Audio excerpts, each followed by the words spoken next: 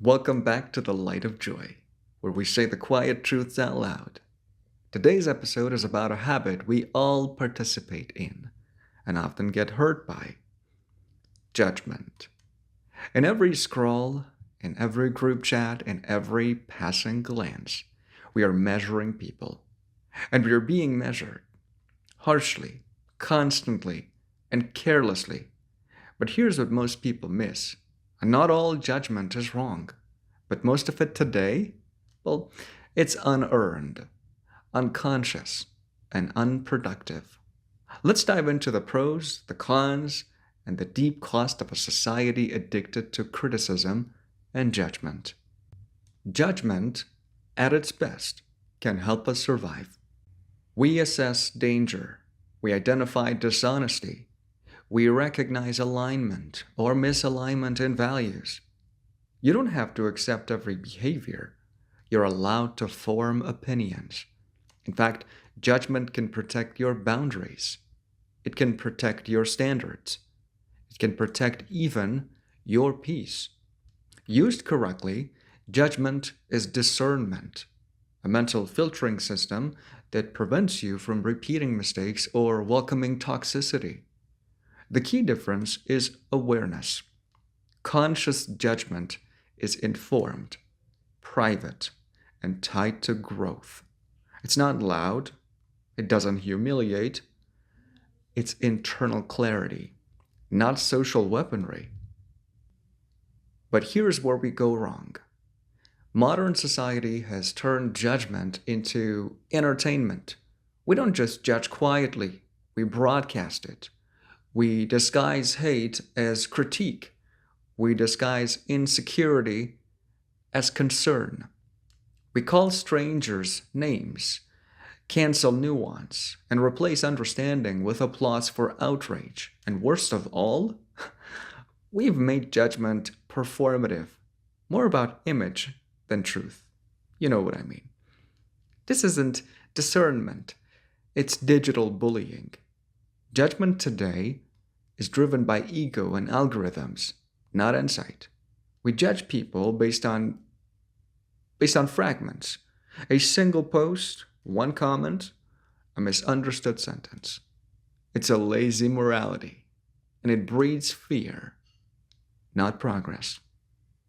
When criticism becomes currency, nobody wins because truth becomes irrelevant. And the uncomfortable truth? Well, we hate being judged, but we love judging. We ask for compassion while practicing cruelty. We want second chances while denying them to others. We preach empathy but punish difference. Why? Because judgment gives us the illusion of control. It's easier to dissect others than to develop ourselves.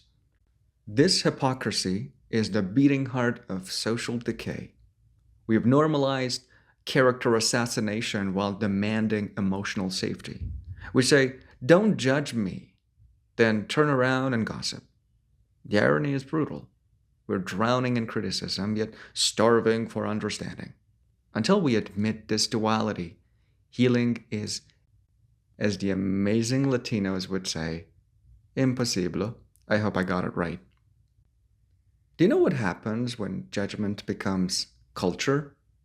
People hide, people fake, people shut down. We've created a world where honesty feels dangerous and imperfection is punishable. So instead of growth, we get performance. Instead of depth, we get curated versions of people. Well, this affects everything: friendships, workplaces, families.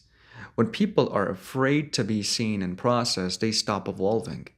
We've replaced growth with posturing. Real connection suffers when everyone is busy protecting their image instead of exposing their truth. A judgment heavy culture becomes emotionally poor, very poor, even if it looks morally rich. So, what's the alternative? Not silence, not blind acceptance, but discernment rooted in humility. Ask questions, stay curious, Make fewer assumptions. Remember, your lens isn't the law. Your anger isn't always insight. Your feelings are real, but they are not always right. Discernment requires you to delay judgment until understanding is possible. It demands depth, not speed.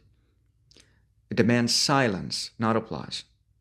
That's power, not in shaming others, but in choosing when to speak and when to observe and when to pause. Because learning when to pause, when to use that silence of yours, is incredibly transformative. Judgment divides. Discernment refines. One inflates ego, however, the other builds character. We are not here to live in fear of being seen.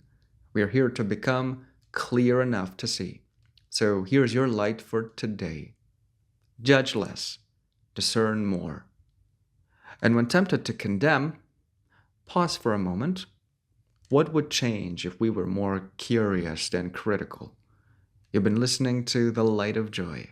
Until next time, protect your peace, sharpen your mind, and lead with humility in the light of joy.